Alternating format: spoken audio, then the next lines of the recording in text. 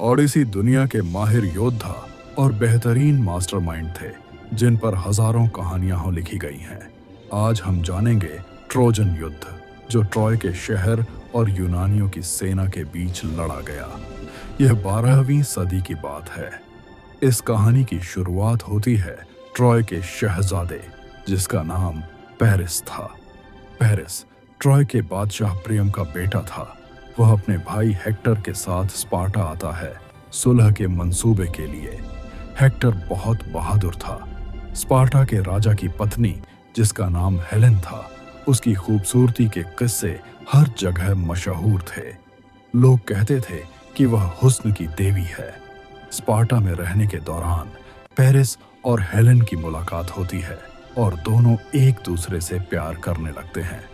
Helen, जिसके अपने पति के साथ अच्छे रिश्ते नहीं थे, पेरिस को पसंद करने लगती है। पेरिस भी उस पर फिदा हो जाता है।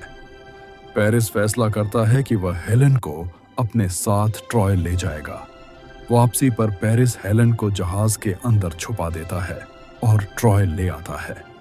यहाँ उनका बहुत धूमधाम से स्वागत किया जाता है। स्पार्टा के राजा मेनेलोस को यह बात पता चलती है। वह यूनानी नेताओं को इकट्ठा करता है और ट्रॉय को नष्ट करने का मंसूबा बनाता है, क्योंकि यह यूनानियों की रानी का अपहरण था। सभी यूनानी इसे अपनी इज्जत पर दाग समझते हैं। यूनानी नेता कई जहाजों के साथ ट्रॉय पर हमले के लिए निकलते हैं। बहुत बड़ी सेना ट्रॉय के तट पर उतरती है। ट्रॉय की दीवारें बहुत मजबूत थीं। ग्रीक सेना के लिए तोड़ना मुश्किल था। कई लड़ाइयां होती हैं, कभी ट्रॉय जीतती है, कभी यूनानी सेना। आखिरकार 10 साल की लंबी घेराबंदी के बाद यूनानी नेताओं ने एक चालाक योजना बनाई।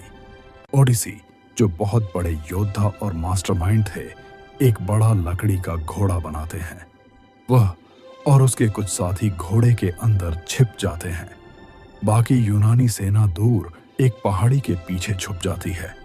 ट्रॉय के निवासी, जो 10 साल के घेराबंदी से थक चुके थे, खुशी में घोड़े को खेल समझकर किले के अंदर ले जाते हैं। शाम को सभी सैनिक और नागरिक सो जाते हैं। ओडिसी और उसके साथी घोड़े के अंदर से निकलते हैं और किले के दरवाजे खोल देते हैं। यूनानी सेना अंदर घुसकर ट्रॉय को तबाह कर देती है।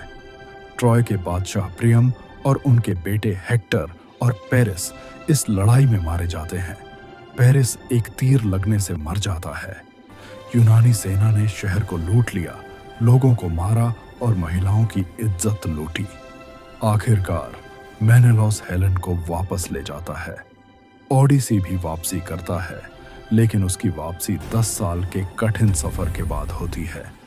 इस सफर में ओडिसी कई देवताओं के साथ लड़ता है। उसे एथीना की मदद प्राप्त होती है। अगर आपको ओडिसी के 10 साल के मुश्किल सफर पर एक डिटेल्ड वीडियो चाहिए, तो कमेंट सेक्शन में जरूर बताएं। अगर आपको वीडियो अच्छी लगी हो तो लाइक और सब्सक्राइब करें। वीडियो देखने का